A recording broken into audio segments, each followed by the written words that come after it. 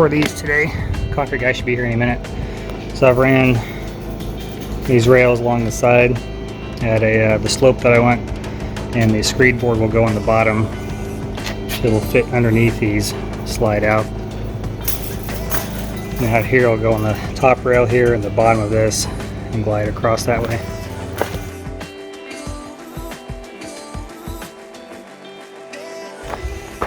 So this is where our water containers are going to go. This is about a 6 to 7 inch slab, and then we did a thickened corner or thickened edge. So this is going to be a 12-inch deep thickened edge. I'm not going to dig footings. That basically is the footing. We're down on the clay and the rock layer, so we won't have any issues with. Shouldn't have any issues with the load. We did not run the welded wire mesh in the garage area, in the house area. I'm doing it out here just because the extra weight. It also doesn't really give much support, but it helps to keep things from cracking. So we'll have a barrel there, and each one of those barrels full is going to weigh about 27,000 pounds. Plus the other equipment that's going to be out here. This plastic we just had laying around as a bit of a vapor barrier. It's probably not going to work, super great because it's just a bunch of pieces slapped together. But it's better than nothing. And this is kind of just an outside. It's not going to be a finished space at all. Ran our water lines. The white one's going to be our 1-inch line back to the well. The blue one goes down and over to what's going to be our winter garden, where we're using this old foundation, the old basement from the house that was here from like the 1920s or earlier.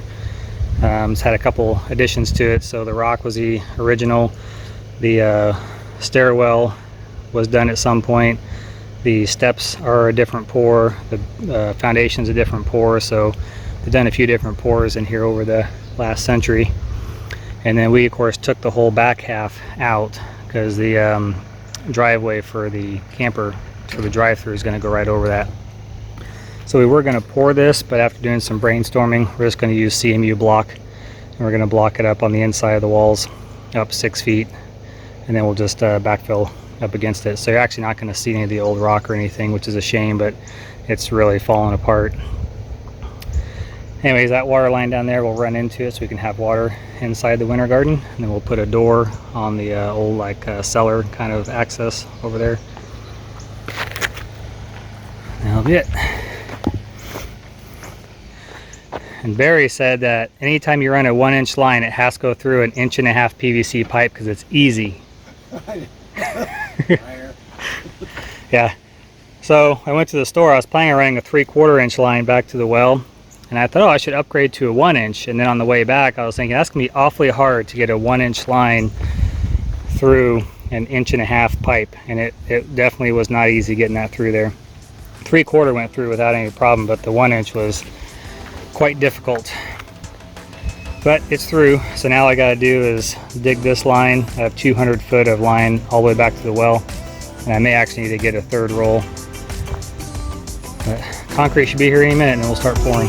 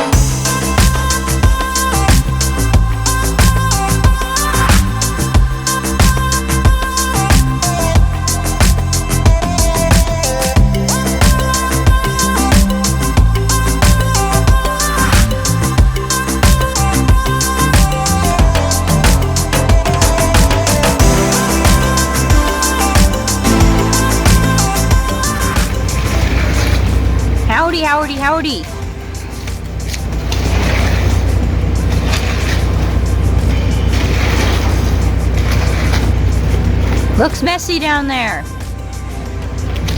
Yep. There you can start doing that. How do you clean up the edges going up on the Just gotta get that new all split. So I think we're planning on making this the driveway part, right? It's just a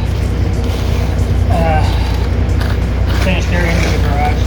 We had to wrap around for the entryway. So this is the plan. Yep.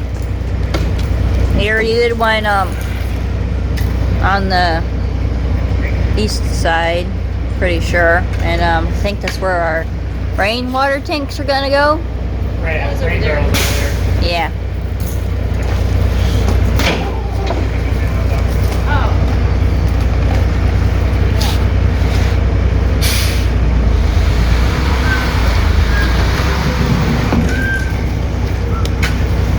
Grandpa's over here smoothing it all out. Very satisfying. See, this is before you smoothed it out. This is after they smooth it out. So It's very satisfying. pretty cool difference.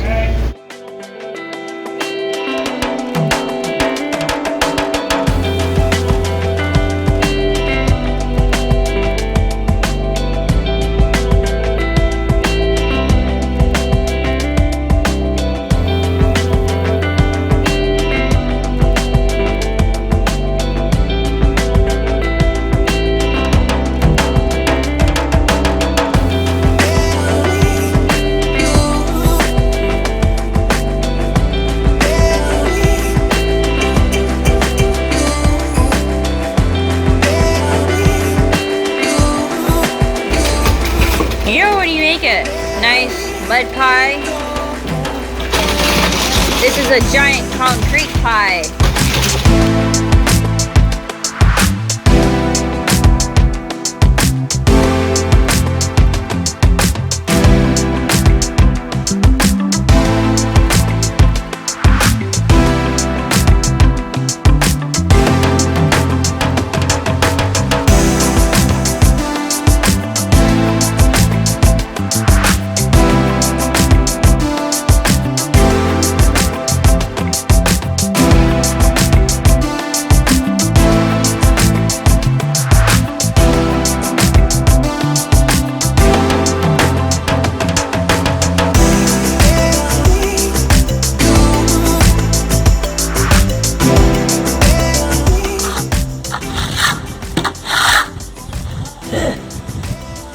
We're going to broom this. So typically anywhere where you're going to have foot traffic, we run a broom across it to make it rough, and that way people don't slip and fall on it. This is an outside area where we make it ice, and you want to be able to get your cars in and out and all that stuff, so this wouldn't be smooth. The distance between the wood and the concrete, you want to have at least 3/8 of an inch, because water will not wick up if there's more than 3/8 of an inch. So if you do get water in here, it has enough space to dry and get out away from the house. So although this looks really flat, there's actually a slope enough to where the water would flow away. We're kind of constricted on how high we can go here versus how low we can go there. But luckily there was just enough to give us enough slope where the water should go away. Find out when it rains first. So all I'm doing now is just clean up the edges, and then we'll go back through with the broom and just drag the broom across it. So you can see here, this is broomed where it has this rough texture to it, and it goes into smooth in the garage. So we'll broom it just like this, so it gets a little bit of roughness to it, and that way it won't be slippery on you. And then we'll write our names in it, because that's what people do.